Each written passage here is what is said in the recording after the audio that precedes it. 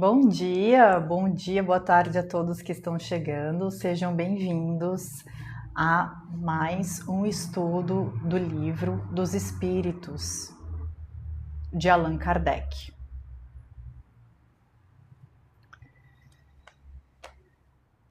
Então, para quem está chegando pela primeira vez, nas sextas-feiras, ao meio-dia, nós realizamos estudos espíritas. Então, numa sexta, a gente estuda o Livro dos Espíritos e na outra sexta, a gente estuda o Evangelho segundo o Espiritismo.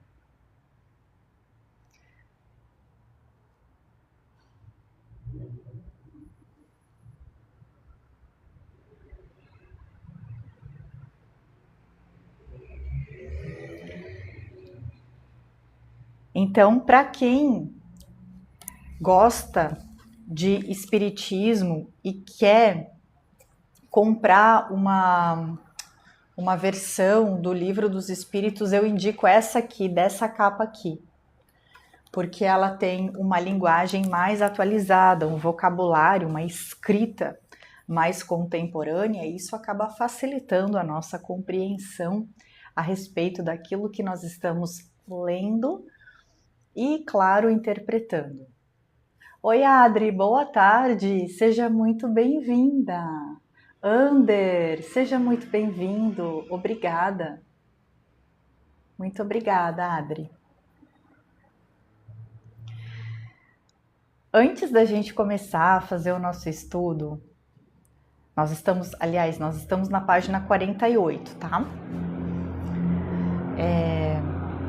Ainda estamos na introdução ao estudo da doutrina espírita no tema 16, é isso que a gente vai começar hoje.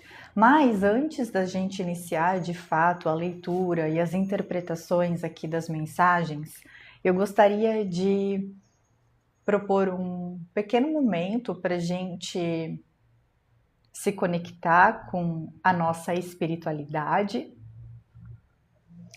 Então, você pode fechar os olhos, estampar um sorriso no seu rosto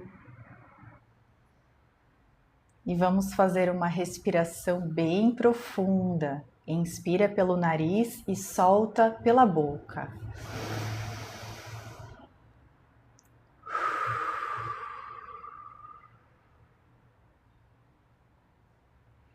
E aí, quando você solta o ar, você relaxa os seus ombros, o seu pescoço.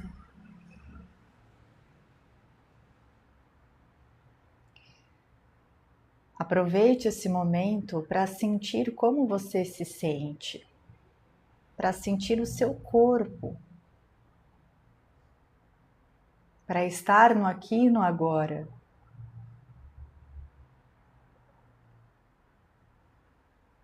A nossa vida é tão corrida que a gente esquece de estar no aqui e no agora.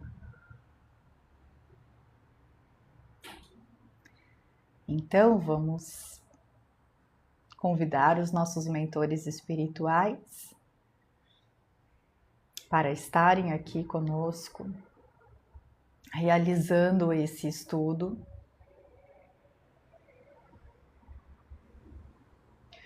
E vamos agradecer também pela oportunidade de estarmos juntos aqui nesse ambiente virtual, trocando ideias, trocando conexões, trocando experiências.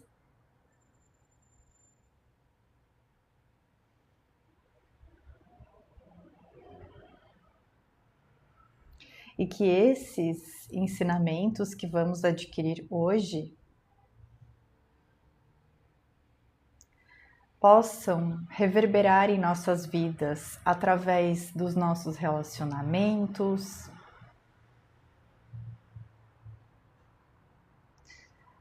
no meio familiar, no trabalho, com amigos e também no relacionamento que temos conosco,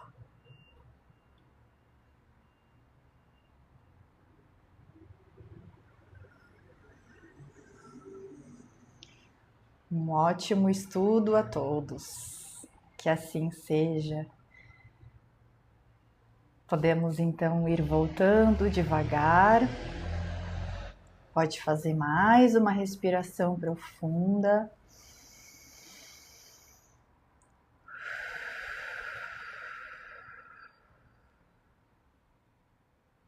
Pode abrir os seus olhos. Sejam bem-vindos e bem-vindas. Agora que estamos com uma vibração mais sutil, a gente pode dar início ao nosso estudo com o pé direito. Vamos lá, então? Quem tem o Livro dos Espíritos em mãos, nós estamos na página 48. E hoje o nosso tema vai falar sobre duas teorias equivocadas. A teoria magnética e a teoria do meio ambiente. Esse é o tema de hoje, conforme a doutrina espírita. Então a gente vai ler e vai trocar as nossas ideias, fazermos as nossas interpretações aqui sobre o que o texto tem para nos dizer. Bom, resta-nos ainda examinar duas objeções, as únicas que realmente merecem esse nome, porque se baseiam em teorias racionais. Obrigada, Gislene, pela rosa. Seja bem-vinda. Ambas admitem a realidade de todos os fenômenos materiais e morais. Então, essas duas teorias, aliás, as duas teorias que seriam objeções à doutrina espírita, porque é sobre isso que a gente veio falando ao longo das últimas aulas, né? Então, ambas admitem a realidade de todos os fenômenos, tanto os fenômenos materiais e também morais. No entanto, excluem a intervenção dos espíritos para que esses fenômenos ocorram. A primeira teoria é a seguinte: que todas as manifestações atribuídas aos espíritos, ou seja, as psicografias, a psicofonia, que é quando a pessoa fala, né, através do espírito, a clarividência, a clareaudiência. Clarividência é enxergar espíritos, né? Clareaudiência é escutar o que eles estão nos dizendo. Obrigada, Bruno. Então, todas as manifestações atribuídas aos espíritos, segundo essa primeira teoria, não passariam de efeitos magnéticos. Então, segundo essa teoria, os médiums entrariam num estado que se poderia chamar de sonambulismo desperto. Um fenômeno que é conhecido por todos aqueles que estudaram o magnetismo, a ciência do magnetismo. Nesse estado de sonambulismo desperto, as faculdades intelectuais, ou seja, as habilidades intelectuais do médium, adquirem um desenvolvimento anormal, fora do comum, fora do padrão. Ou seja, as percepções intuitivas se ampliariam para além dos limites da nossa compreensão comum. Assim, o médium retiraria de si mesmo, e por efeito da sua lucidez, tudo o que se diz e todas as noções do que transmite, mesmo sobre assuntos que não conhece quando está no seu estado normal. E aí ele vai dizer o seguinte: não seremos nós que iremos contestar o poder do sonambulismo desperto, do qual já vimos extraordinários fenômenos e os estudamos em todas as suas fases, durante inclusive mais de 35 anos. Lembrando que esse livro ele foi publicado em 1857.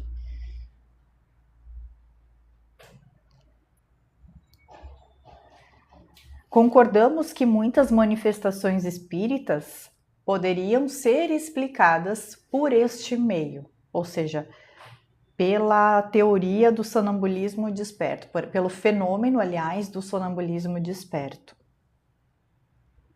Entretanto, uma observação cuidadosa e prolongada mostra que em várias manifestações a intervenção direta do médium é materialmente impossível, a não ser como um instrumento passivo, ou seja, que não tem uma participação ativa.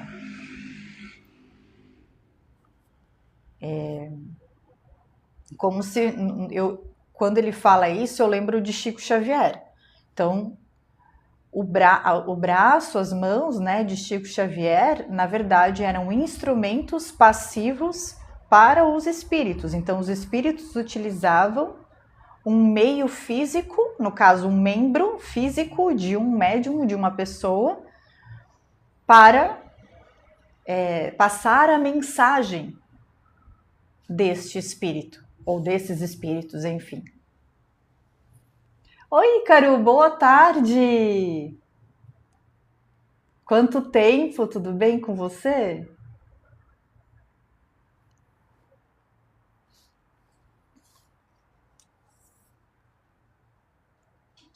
Ou seja, o médium, quando ele vai psicografar, ele não tem controle. Às vezes ele nem sabe o que ele está escrevendo. Ele só está escrevendo, ele fica até de olhos fechados, ou seja, o aparato, né, o membro está sendo utilizado de uma forma passiva.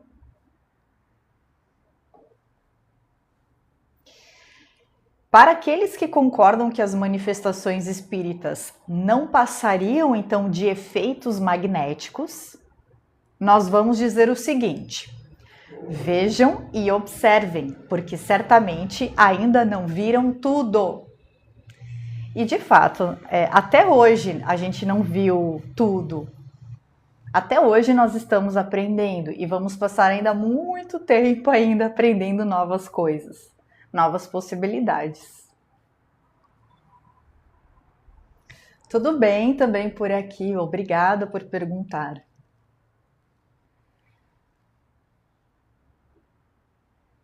Então, a seguir, nós vamos usar duas considerações tiradas do próprio ensinamento daqueles que defendem a teoria do efeito magnético. De onde vem a teoria espírita? É um sistema que foi imaginado por alguns homens para explicar os fatos? De modo algum. Quem então a revelou? Quem revelou essa teoria dos espíritos? Quem revelou a doutrina espírita? Foram os próprios médiums, cuja lucidez está sendo exaltada pela própria teoria do efeito magnético. Então, médiums, a gente já viu o conceito de médium. Ele faz essa ponte entre o mundo espiritual e o mundo físico.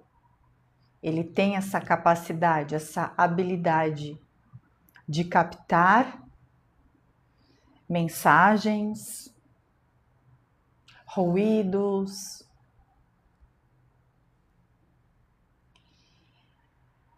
do mundo invisível para o mundo físico, para o mundo visível. Ora, se a lucidez dos médiuns é tal como se supõe, por que eles teriam atribuído aos espíritos aquilo que retiravam deles próprios? Ou seja, conforme a teoria do efeito magnético, o médium ele estaria 100% lúcido. Então, qual é o sentido de atribuir a espíritos algo que eles mesmos, algo que viriam, digamos assim, deles mesmos? Não faz sentido, né?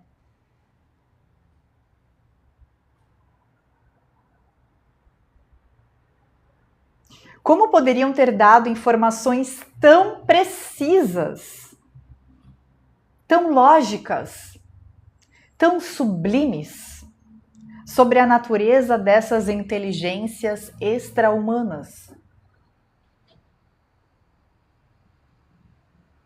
Será que foi uma imaginação? Das duas, uma. Ou os médios são lúcidos ou eles não são.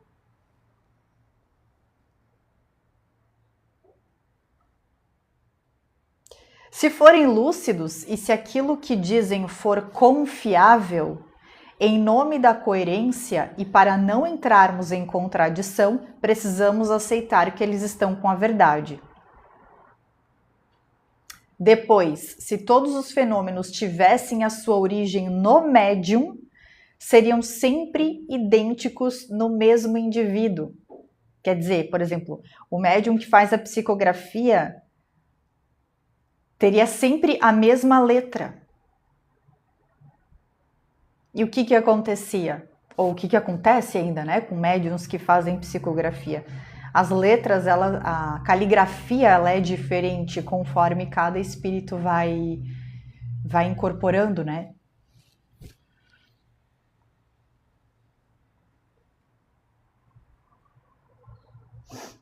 Então, se todos os fenômenos tivessem a sua origem no próprio médium e não no espírito, seriam sempre idênticos. Né? O fenômeno aconteceria sempre da mesma forma, se tivesse origem no médium. Não se veria a mesma pessoa usar uma linguagem diferente e nem expressar de uma forma alternada as ideias mais contraditórias. Quer dizer, o mesmo médium tá lá, né, recebendo o espírito e falando uma coisa. Aí na semana seguinte esse mesmo médium tá lá recebendo outro espírito falando outra coisa completamente diferente. Faz sentido isso?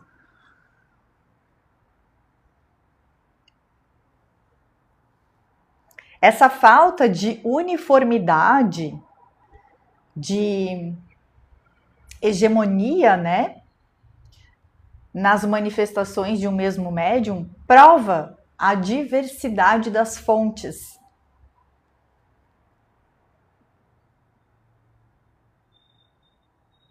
Porque os espíritos somos nós.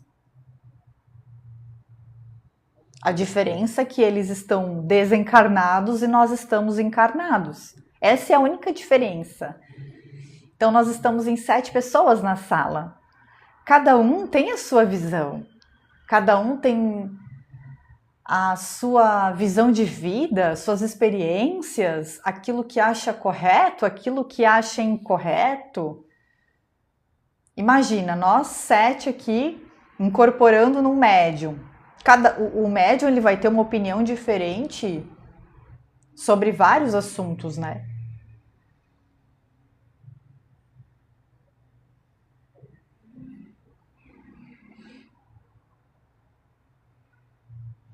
Assim, se as diversas fontes não podem ser encontradas no médium, é preciso procurá-las fora dele. Então, onde estão essas fontes, se não estão dentro do médium?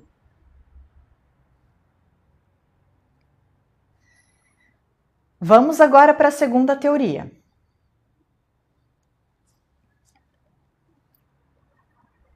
O médium seria a única fonte que produz todas as manifestações. Mas, em vez de tirá-las de si mesmo, como pretendem aqueles que defendem a teoria do efeito magnético que a gente viu anteriormente, o médium tiraria as informações do próprio ambiente onde ele se encontra. Então a fonte continua vindo do médium, só que ele tiraria do ambiente, da sala, enfim, do local. Então, o que eles querem dizer com isso? Que o médium seria uma espécie de espelho daquele espaço. E refletiria, então, todas as ideias, todos os pensamentos e todos os conhecimentos das pessoas que estão naquele ambiente. No entanto, né, ele não diria nada que não fosse do conhecimento de pelo menos alguma daquelas pessoas que estariam presentes nessa sala.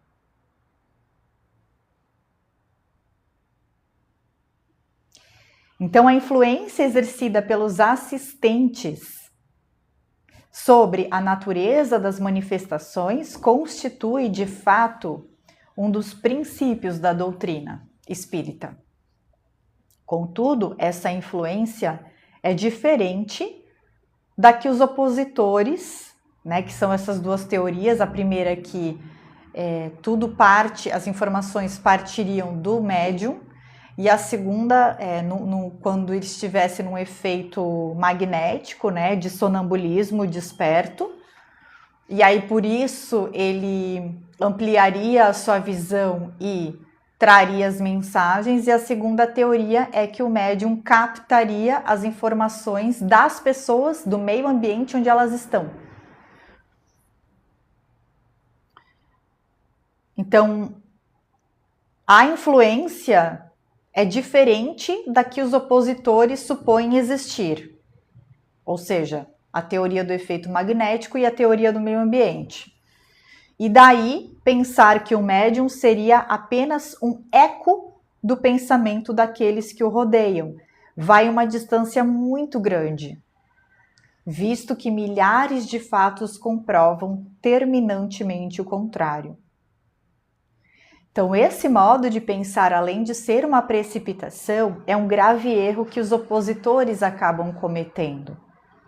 Como essas pessoas elas não podem negar a existência de um fenômeno que a ciência comum não conseguiu explicar, então a gente já estudou que no início, quando os fenômenos espirituais começaram a aparecer, eles ficaram muito famosos com as mesas girantes.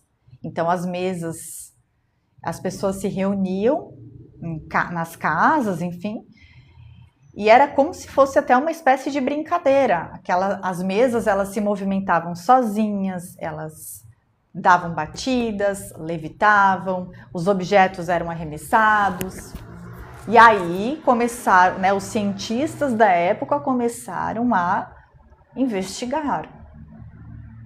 Então, primeiro achavam que era ilusionismo, que era mágica. Tiveram, né, o próprio livro fala que não vamos negar que houveram golpistas na época. Pessoas se aproveitando da boa nova para ganharem dinheiro, para ganharem fama e tudo mais, né? Então, o próprio livro menciona isso. Então, não vamos negar que houveram, sim, golpistas, ilusionistas. Outros cientistas tentaram encaixar, digamos assim, esses fenômenos nas ciências, né, na física, no eletromagnetismo. No entanto, nada justificava, nada era. Eles conseguiam encaixar num padrão que existia na natureza, ou na física, ou na eletricidade. Então, até o momento, a ciência não tinha conseguido explicar o fenômeno. E até é abordado uma questão assim de ética, né? Até que ponto nós temos conhecimento, até que ponto que a gente não precisa também ser um pouco humilde para aceitar que a gente não sabe de tudo ainda e que muitas coisas a gente precisa evoluir a nossa observação, as anotações.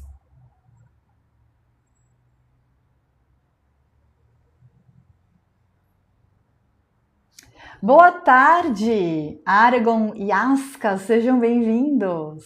Rico, bem-vindo. Gustavo, obrigada, muito obrigada.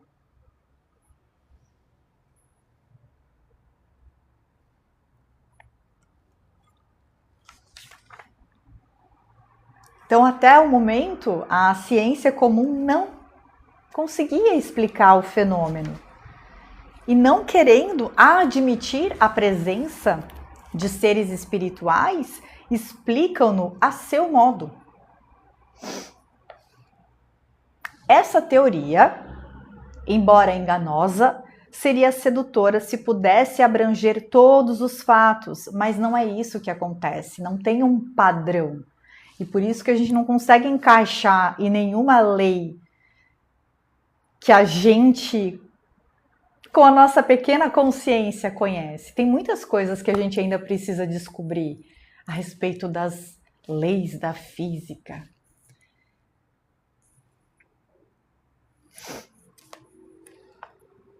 Quando demonstramos a eles com clareza e com lógica que algumas comunicações dos médiuns são completamente estranhas ao pensamento e ao conhecimento de todas as pessoas que estão presentes ali na sala, quando demonstramos que essas comunicações são espontâneas e contradizem todas as ideias já preconcebidas, os opositores da doutrina não recuam e não se dão por vencidos.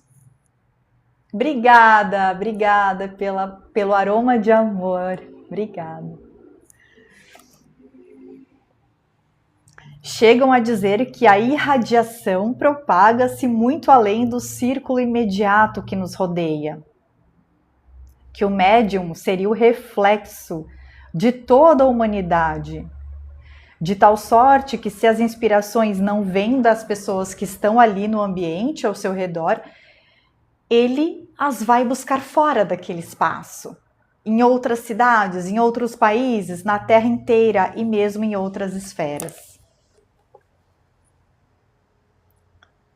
Nada pode chocar mais a razão do que supor que a irradiação universal vinda de todos os pontos do universo possa se concentrar no cérebro de um indivíduo. E a explicação que traz o Espiritismo, além de ser mais simples e mais provável, é bem mais completa. Ele nos ensina que os seres inteligentes que povoam os espaços, seres inteligentes que povoam os espaços, por estarem em contato permanente conosco, nos transmitem os seus pensamentos. Ou seja, aqui a gente está falando não só de seres humanos desencarnados, a gente também, assim, né? Entre linhas, eles colocam que os seres que se comunicam conosco não necessariamente são seres humanos. Eles podem ser seres de outros planetas, outras galáxias e por aí vai. Essa parte aqui vamos sublinhar.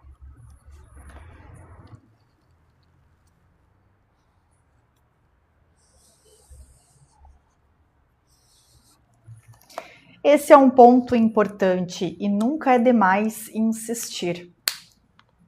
Tanto a teoria sonambúlica, que é a primeira teoria que a gente viu, quanto a teoria que diz que o médium reflete o pensamento das pessoas que estão ao seu redor, ou seja, a teoria do meio ambiente, para explicar os fatos mediúnicos, são frutos da imaginação de alguns homens.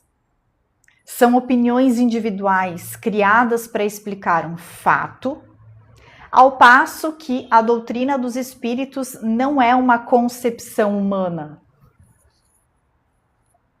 Ela foi ditada pelas próprias inteligências que se manifestaram quando ninguém delas cogitava.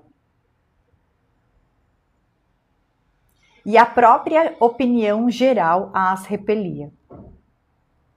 Lembra que também os fenômenos das mesas girantes ali, elas aconteceram ao longo de todo o planeta, na mesma época. Então, aqui no livro, eu até sublinhei essa parte.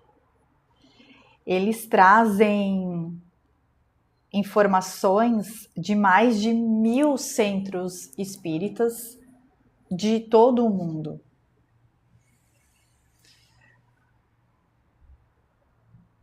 E essas informações, elas se cruzam. Então, Allan Kardec, ele teve esse cuidado dessa, digamos assim, curadoria das mensagens. Então, se uma mensagem era muito semelhante a várias outras que chegavam, então, ok, estão chegando mensagens muito semelhantes.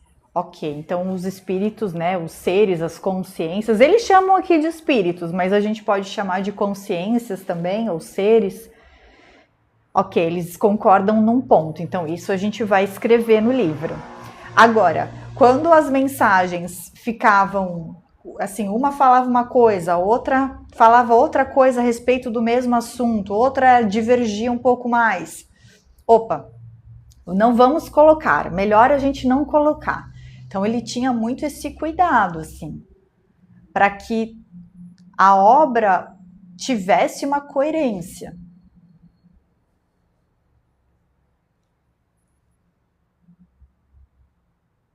Interessante essa parte, eu não me lembrava dela.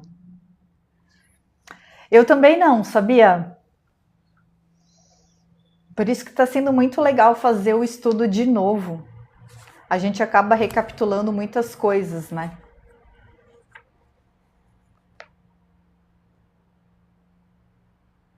Assim, podemos perguntar: de onde os médiuns foram tirar uma doutrina que não estava no pensamento de ninguém aqui na Terra? Tipo, da onde? Tipo, do nada. Será que faz sentido? Oi, Ale, seja bem-vinda, boa tarde. Perguntamos ainda mais. Por que milhares de médiuns espalhados por todo o globo, que nunca se viram antes, combinaram de dizer a mesma coisa? Lembrando que estamos falando de 1800 e pouco aí, né? A publicação do Livro dos Espíritos foi em 1857. Mas, ou seja, anos antes, os fenômenos estavam acontecendo em diversos lugares do globo, até que Allan Kardec recebeu a incumbência, né, a missão de reunir, de ok, vamos estruturar isso, vamos organizar isso então. Então, de novo, de onde os médiuns foram tirar uma doutrina que não estava no pensamento de ninguém aqui na Terra? E perguntamos mais: por que milhares de médiuns espalhados por todo o globo, que nunca se viram antes, combinaram em dizer a mesma coisa? Que estranha coincidência! Ou seja, ele até coloca entre aspas mesmo aqui. Coincidência. Já estudamos aqui. Coincidências não existem. Não tem nada que é o acaso. Tudo é vibração.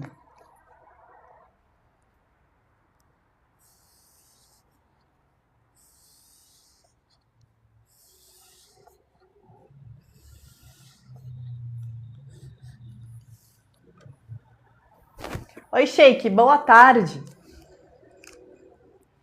Então, se o primeiro médium que apareceu na França sofreu a influência de opiniões já aceitas na América, por que ele foi buscá-las tão longe, a 2.000 léguas além mar, entre um povo desconhecido que possui costumes e linguagem diferente, em vez de procurar essas informações ao seu redor?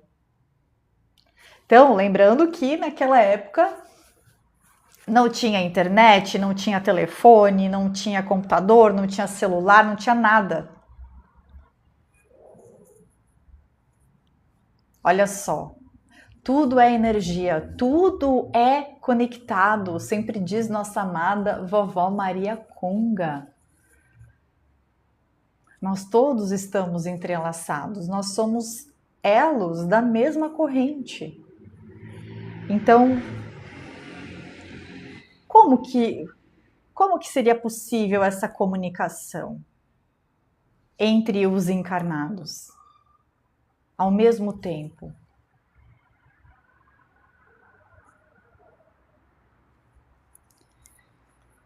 Existe também outra situação a qual não se tem dado a devida atenção.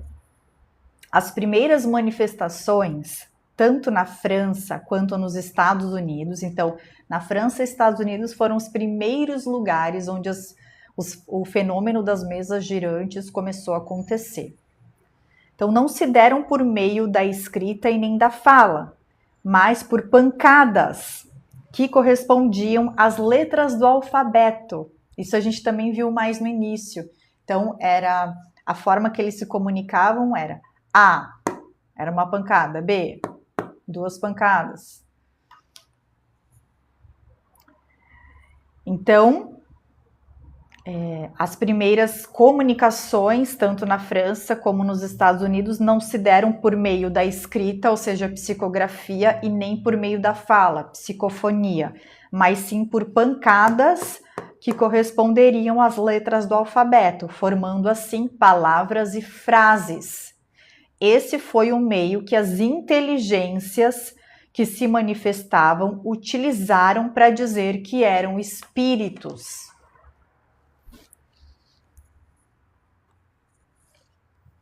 Que a vida não acabava, né? Não existe morte. Ora, se pudéssemos imaginar a intervenção do pensamento do médium nas comunicações verbais ou escritas, o mesmo não ocorreria com as pancadas? Cujo significado não podia ser previamente conhecido. Poderíamos criar inúmeros fatos que demonstram na inteligência que se manifesta uma individualidade evidente e uma absoluta independência da vontade. Assim, recomendamos para aqueles que se opõem à doutrina espírita, observem de forma mais cuidadosa e, se quiserem estudar bem, sem prevenções e sem conclusões precipitadas, vocês vão reconhecer que essas teorias são incapazes de explicar todos os fatos que aconteceram. São muitos fatos diferentes.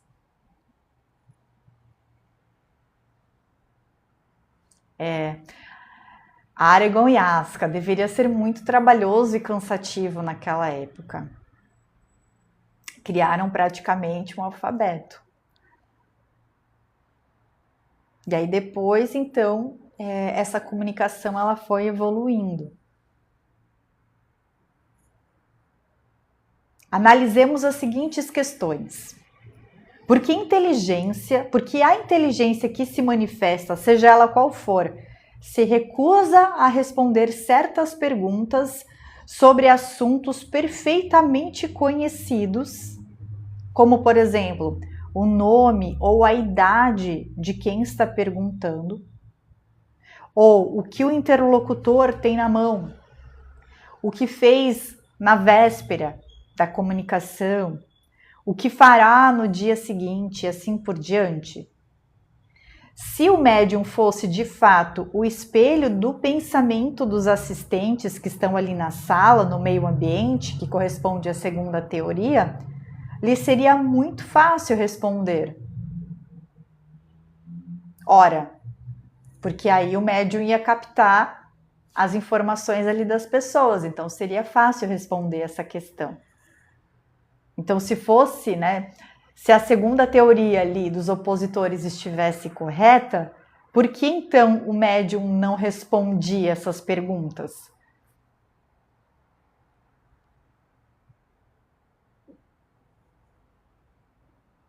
Por sua vez, os adversários contestam o argumento, perguntando: por que os espíritos, então, que devem saber de tudo, não conseguem responder perguntas tão simples?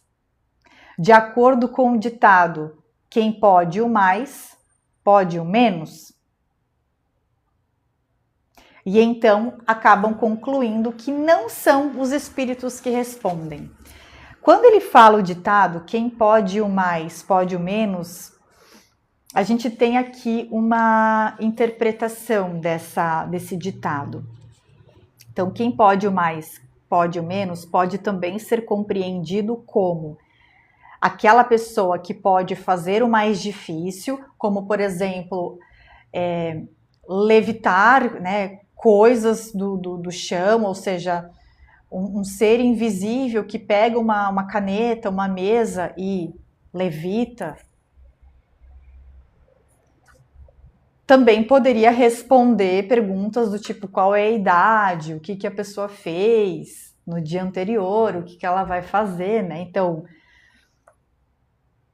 aquele que pode fazer o mais difícil também poderia fazer, em tese, o mais fácil. Então, é isso que os opositores vão questionar. Bom, aí vamos à resposta. Se uma pessoa ignorante ou um zombador se apresentasse diante de uma assembleia de doutores e perguntasse: por que é dia em pleno meio-dia? Então, o ignorante está lá, um ignorante ou um zombador está numa sala cheia de doutores e pergunta: por que é dia em pleno meio-dia? Será que algum doutor se daria ao trabalho de responder seriamente? Pelo silêncio da assembleia ou pela zombaria com que se respondesse, seria lógico concluir que todos os seus membros são tolos. Esses espíritos, por serem espíritos superiores, consciências mais evoluídas, não respondem a perguntas inúteis e ridículas. Ele até fala perguntas inúteis e ridículas, ele usa esse termo aqui. E também não se colocam em evidência. É por isso que se calam, ou dizem que apenas se ocupam com coisas mais sérias.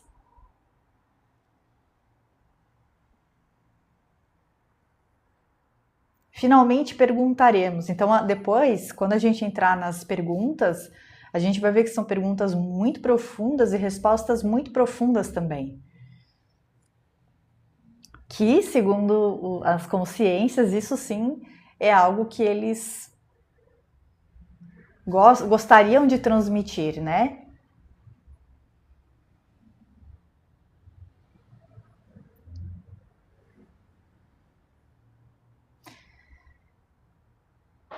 Finalmente perguntamos por que os espíritos comparecem num dado momento? Desculpa, por que os espíritos comparecerem num dado momento, participam das reuniões e depois se retiram? E por que após o seu afastamento não existem pedidos ou súplicas que os tragam de volta? Se o médium fosse de fato o reflexo do pensamento das pessoas que estão ali, É claro que nem numa circunstância assim, o concurso de todas as vontades reunidas deveria então estimular a sua clarividência.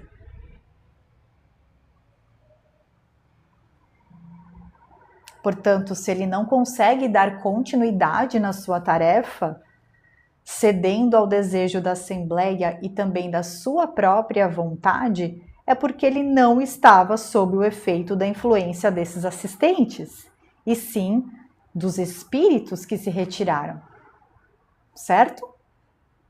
Se ele tivesse sob o efeito das pessoas que estão ali, ele continuaria falando, articulando, interagindo.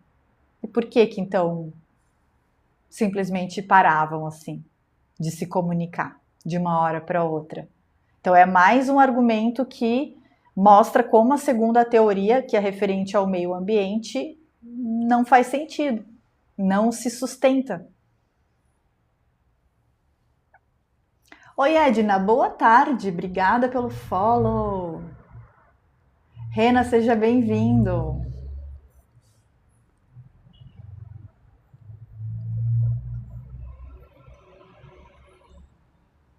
Então, esse simples fato demonstra a individualidade e a independência dos espíritos que se manifestam.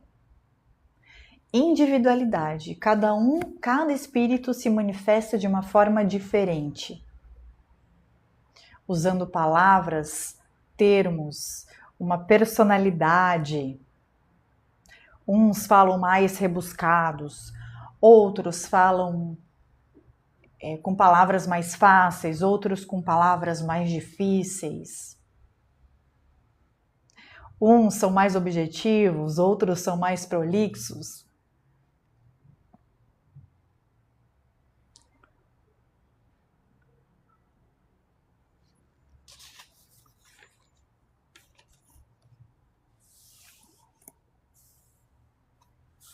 Então ele termina esse tema com essa frase. Então esse simples fato, né, a individualidade e a independência demonstra que são espíritos que estão se manifestando.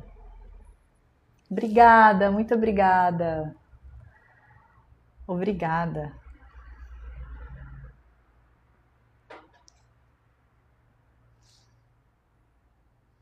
Vamos agora para o tema 17, página 52.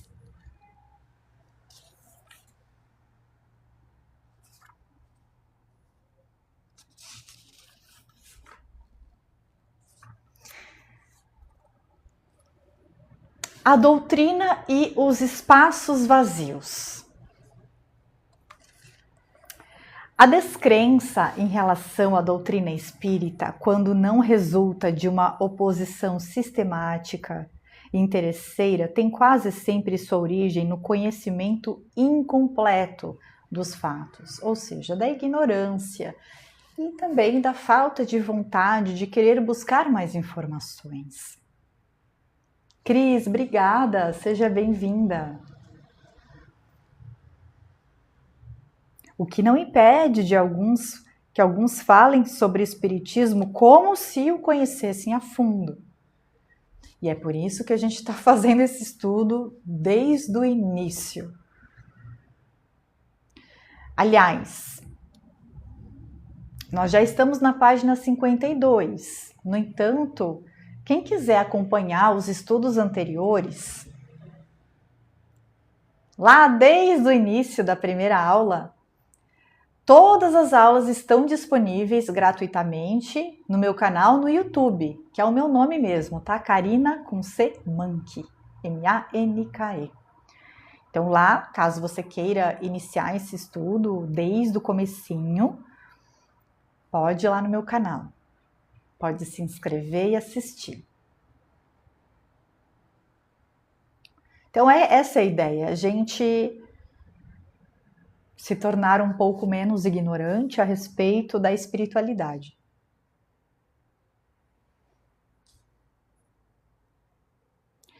As pessoas podem ser inteligentes, podem ser cultas e não possuírem bom senso. Então, uma pessoa que tem bom senso não necessariamente vai ser uma pessoa inteligente, intelectual, um doutor, uma doutora. São coisas que não são obrigatoriamente conectadas, não estão obrigatoriamente conectadas. Muito pelo contrário. O primeiro indício da falta de bom senso é alguém acreditar que o seu juízo é infalível. Ou seja, a minha opinião é infalível. A minha opinião é que está certa.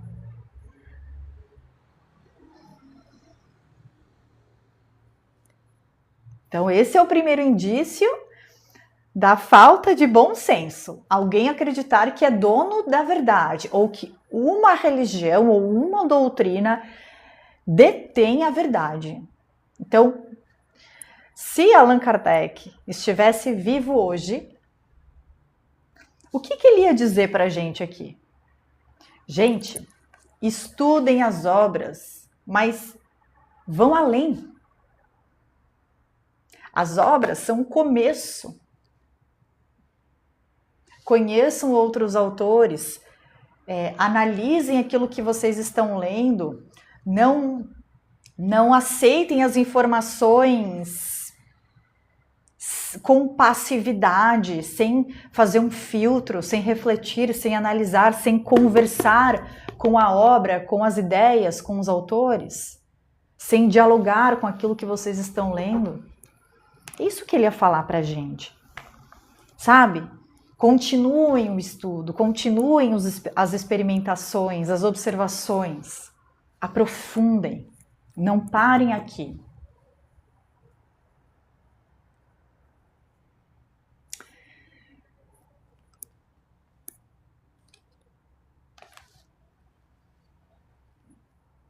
Então, bom senso.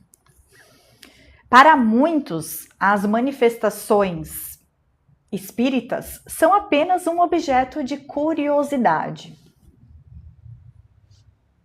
Esperamos que as pessoas que lerem este livro encontrem nesses fenômenos extraordinários algo mais que um simples passatempo. A ciência espírita divide-se em duas partes. A primeira parte é a parte experimental e diz respeito às manifestações em geral. Então, as formas que os espíritos, que as consciências extrafísicas se manifestam aqui no mundo físico. De que forma eles estão se manifestando?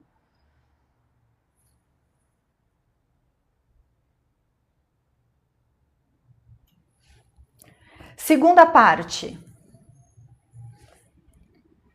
é a filosófica e diz respeito às manifestações inteligentes. Quem observou apenas a parte experimental está na posição daquele que só conhece a física pelas experiências recreativas, sem haver penetrado no coração dessa ciência. A parte filosófica aqui, ela é muito interessante, ela é muito essencial. A verdadeira doutrina espírita reside nos ensinamentos dados pelos espíritos ou consciências, seres superiores. Os conhecimentos que esses ensinamentos trazem são por demais profundos, ou seja, são muito profundos e extensos para serem adquiridos de qualquer maneira. É necessário um estudo sério, um estudo perseverante, disciplinado, analítico, ponderado, feito no silêncio e no recolhimento. Por quê? Porque tem muito essa parte da reflexão. Somente assim é possível observar um número infinito de fatos e de particularidades que escapam do observador superficial, do observador raso, e permitem então firmar uma opinião a respeito da doutrina espírita. Se esse livro tivesse somente a finalidade, né, o objetivo de mostrar o lado sério da questão e provocar estudos sobre o assunto, já nos sentiríamos felizes e honrados por ter realizado uma obra sobre o qual não pretendemos ter qualquer mérito pessoal. Então, a própria doutrina espírita aqui já está... Né, gente, se esse livro for um incentivo para você continuar a sua investigação, fazer novos estudos, nossa, façam. E ele vai dizer, porque o nosso conteúdo não é de nossa autoria, é de autoria dos espíritos.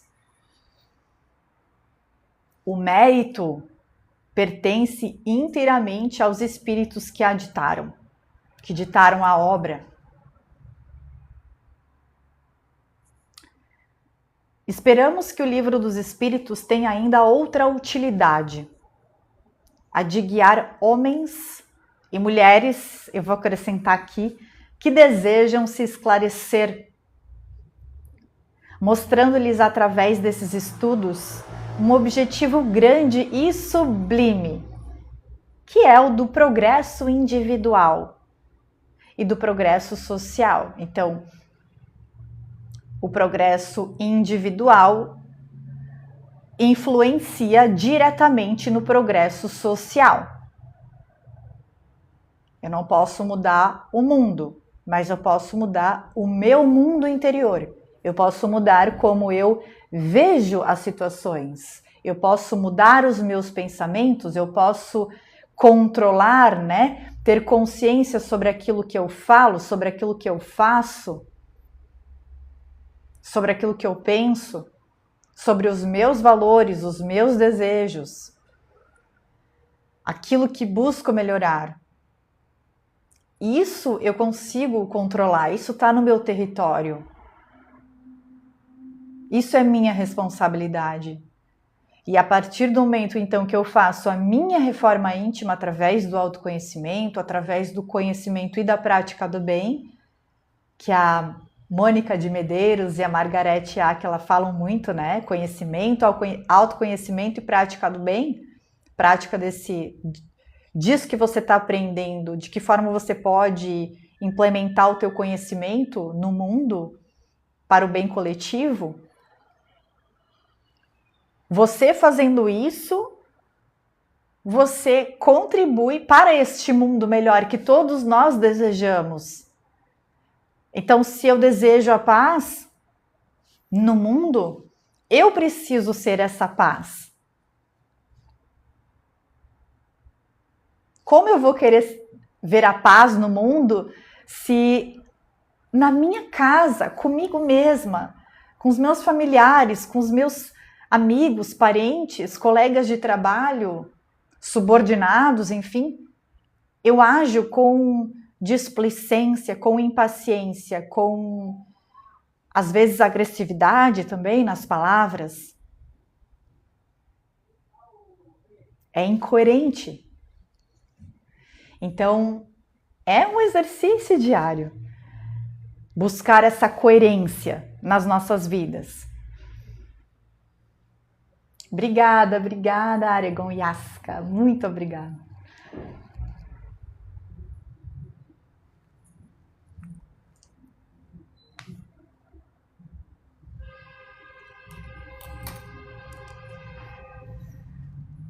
Então, ele espera, né? Isso aqui Allan Kardec escreveu.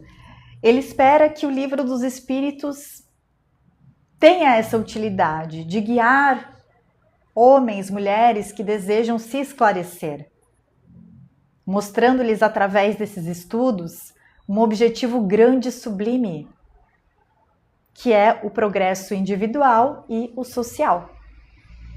Esperamos ainda que ele indique o caminho a ser seguido para que esse objetivo seja de fato alcançado. Nós estamos numa viagem a trabalho. O planeta Terra é o nosso lar temporário e aqui temos tantas coisas para aprender e fazer, e explorar, e aprender com as nossas experiências, com as outras pessoas. Vamos concluir fazendo uma última consideração. Alguns astrônomos, sondando o espaço, encontraram na distribuição dos corpos celestes lacunas não explicadas e em desacordo com o universo. O universo que nós conhecemos aqui, né? Na nossa pequena caixa de conhecimento. Nosso conhecimento ainda limitado. Ainda, né? Ainda.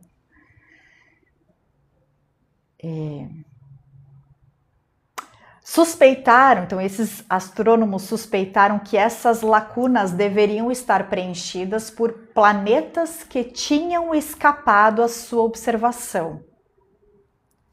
Por outro lado, também observaram alguns efeitos cuja causa desconheciam e concluíram, abre aspas, ali deve haver um planeta, porque esta lacuna não pode existir e esses efeitos devem ter alguma causa, fecha aspas. Obrigada, Edna, muito obrigada.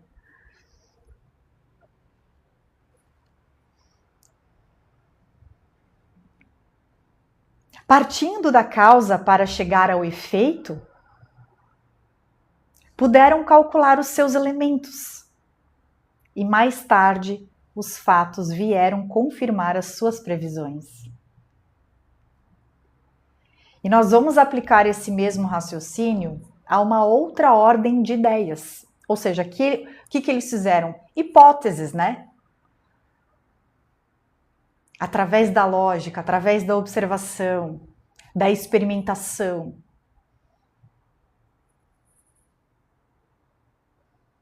Obrigada pelos presentes. Então a gente vai aplicar esse mesmo raciocínio a uma outra ordem de ideias. Se observarmos as criaturas, verificaremos que elas formam uma cadeia sem interrupção. Desde a matéria bruta até o homem mais inteligente, ou seja, desde o reino mineral, primeira dimensão, até o homem mais inteligente. Aqui, o homem mais inteligente, a criatura mais inteligente, na teoria, seríamos nós, né? Humanos, que já estamos na terceira dimensão. A gente tem o reino ainda intermediário, que é a segunda dimensão, que é o reino vegetal e depois o animal. Depois da gente, depois aqui da terceira dimensão, a consciência que começa a despertar, a evoluir, a expandir em dimensões superiores, quinta, sexta, sétima, oitava e por aí vai.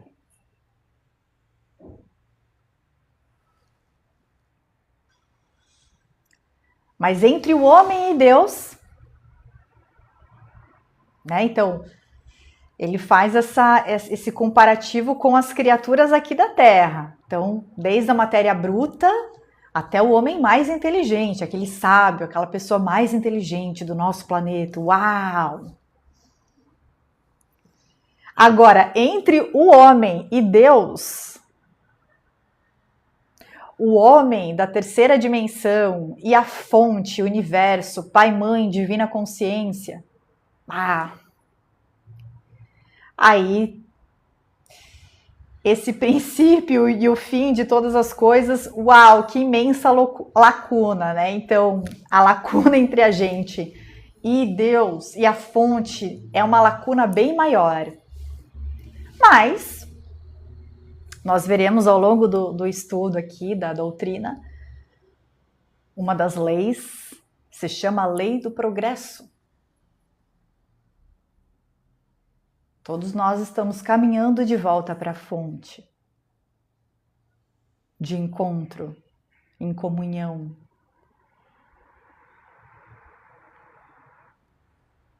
Todos nós estamos fazendo essa viagem.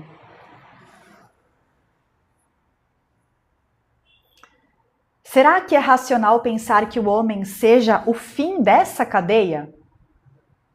É racional pensar que aqui, nessa matéria, né, aqui nessa dimensão, nesse planeta, nessa realidade, será que é o fim? Faz sentido isso ser o fim? Será que não existe algo mais para que a gente possa vislumbrar?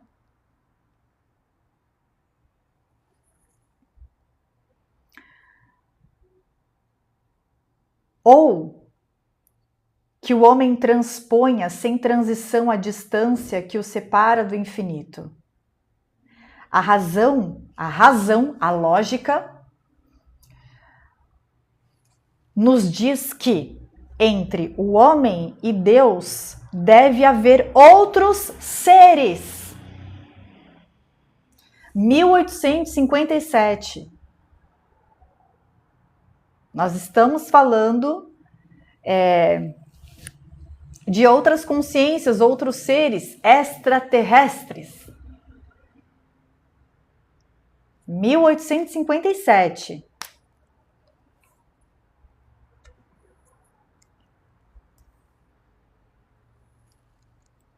A razão diz que entre o homem e Deus deve haver outros seres com diferentes níveis de consciência.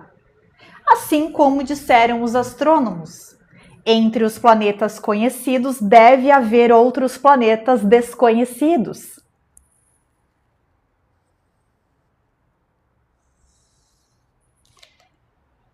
Qual é a filosofia que já preencheu essa lacuna? Ele vai fazer essa pergunta.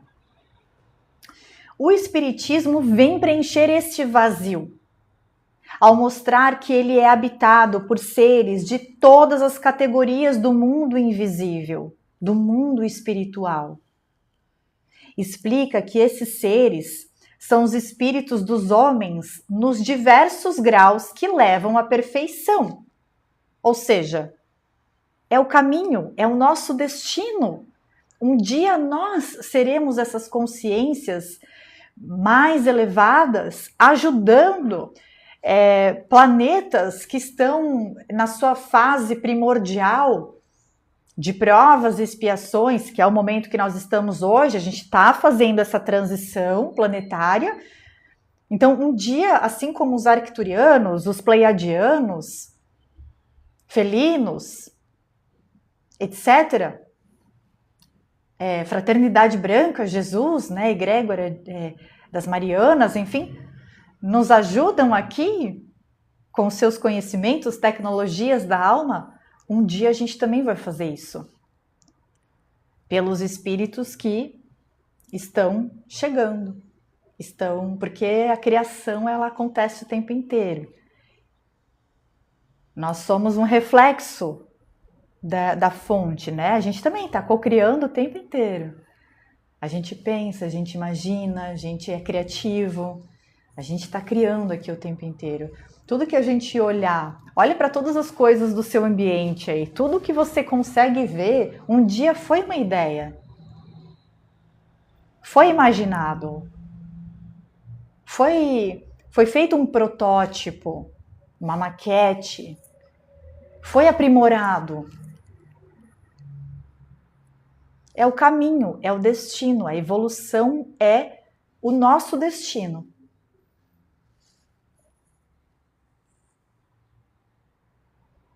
Assim, tudo se liga e se encandeia, desde o princípio das coisas até o fim delas.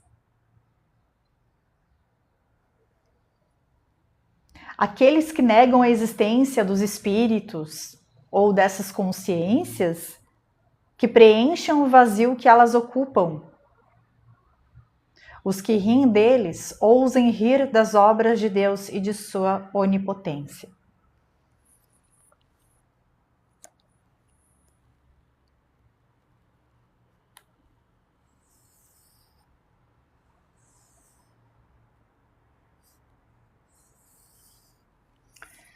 Eu amo estudar o Espiritismo porque ele traz essa lógica, ele traz esse lado mais racional, né?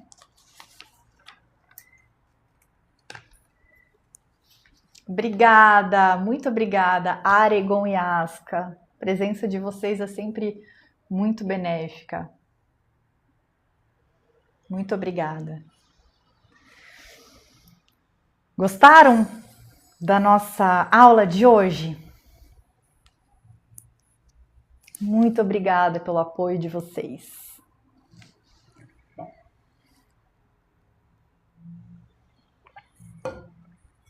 Rena, excelente, obrigada, que bom que você gostou, eu fico muito, muito feliz. Adoro estudar doutrina espírita.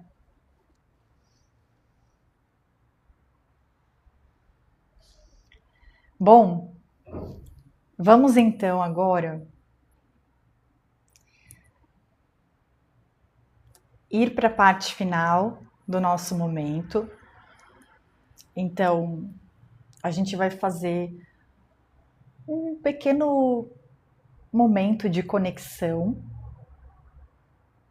com nós mesmos, com a espiritualidade que nos acompanha, para a gente encerrar essa aula, esse momento que foi tão especial das nossas semanas, né?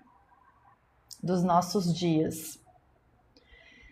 Então, se você quiser, você pode fechar os seus olhos.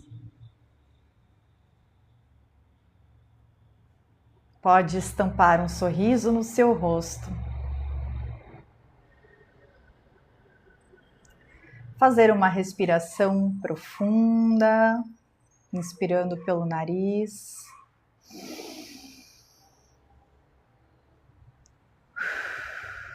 Soltando pela boca. Relaxando o seu corpo.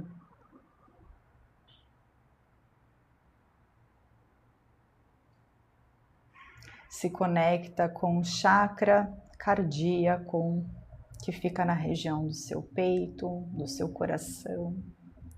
Imagina uma luz verde, brilhante, vibrante.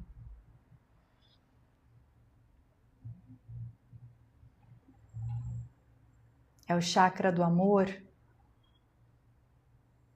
incondicional. Sinta essa luz, esse amor incondicional que já existe dentro de você. Visualize essa luz preenchendo todo o seu corpo.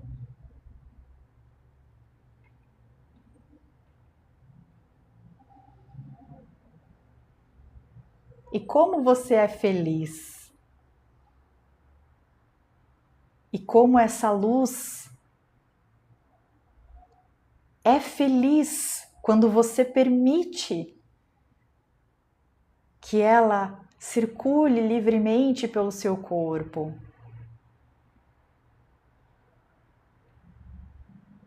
Ela é infinita.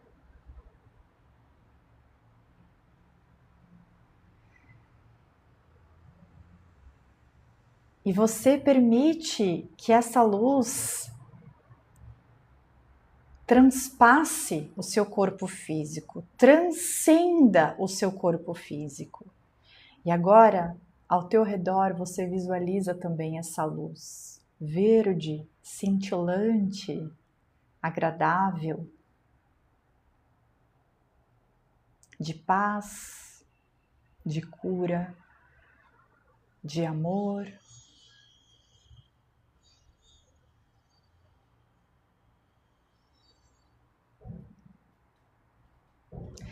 E então você começa a levitar. E você vai levitando, levitando. Você vê a sua casa, o seu prédio, a sua rua, o seu bairro, a sua cidade, o seu estado, o seu país, continente, o planeta. E você já está agora fora do planeta, olhando para ele.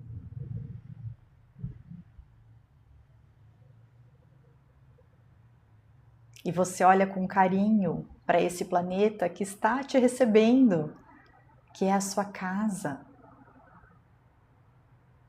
que te acolheu, que te ama, que te traz tantos aprendizados todos os dias. Você consegue ver todas as almas, todas as consciências que estão ali junto com você, realizando aprendizados também. Você sente um amor muito grande por esse planeta e por todas as consciências e criaturas que fazem parte e que estão neste planeta. Então, do seu coração que está verde, brilhante, feliz, alegre, você transmite essa luz, esse amor para o planeta. E então agora você consegue ver o planeta Terra todo envolto por esta luz que você ofereceu para ela.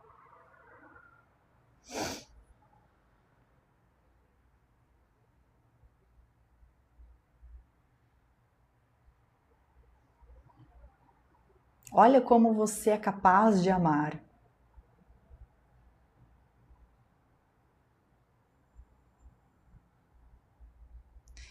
Olha como todos nós estamos conectados.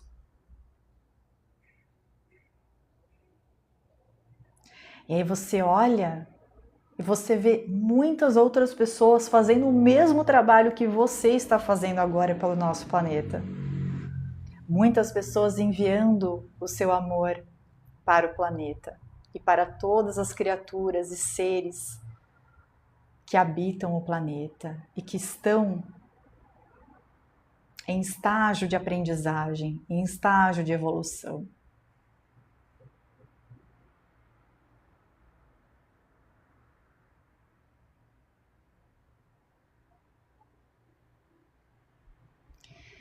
E agora, depois desse trabalho lindo feito em conjunto, você vai voltar aos pouquinhos, você vai chegando mais perto da Terra, vai conseguindo ver o seu continente, o seu país, o seu estado, a sua cidade, o seu bairro, a sua rua, a sua casa, o seu prédio. E assim, você volta pro aqui e pro agora, feliz por ter realizado esse trabalho, contente pela oportunidade. Obrigada, espiritualidade, por proporcionar esta oportunidade, essa experiência para nós.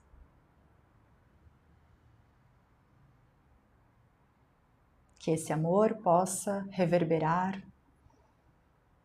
no seu ambiente familiar,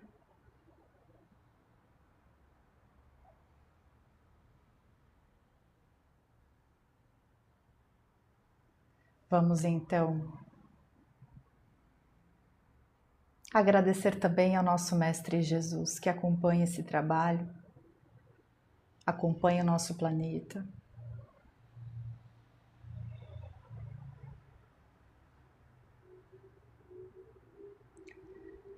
Vamos respirar profundamente.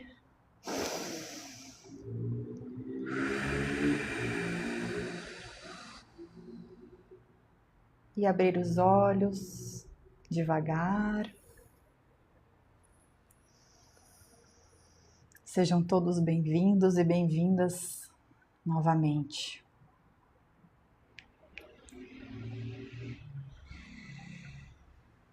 E então, como estão se sentindo?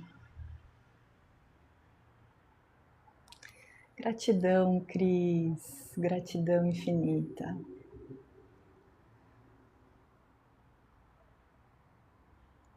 Eu estou me sentindo muito bem.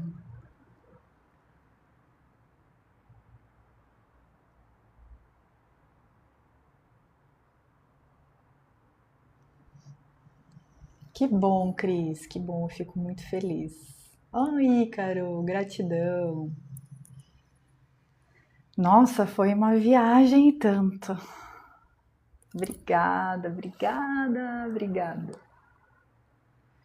Edna também está se sentindo muito bem. O Ícaro sente muita paz e muita leveza. Muito bom, muito bom.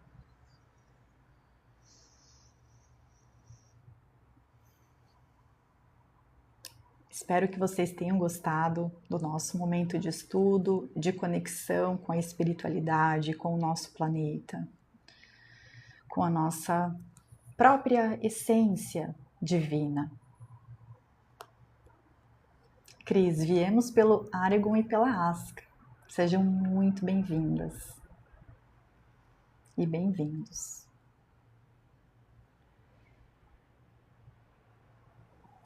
E agora, então, eu gostaria de desejar a todos um excelente final de semana, bom descanso, bom lazer, aproveitem, sejam muito felizes, estejam no aqui e no agora, contemplem a vida de vocês. E na segunda-feira estamos de volta com mais estudos para a gente realizar. Muito obrigada, Edna. Gratidão. Um beijo, gente. Até mais.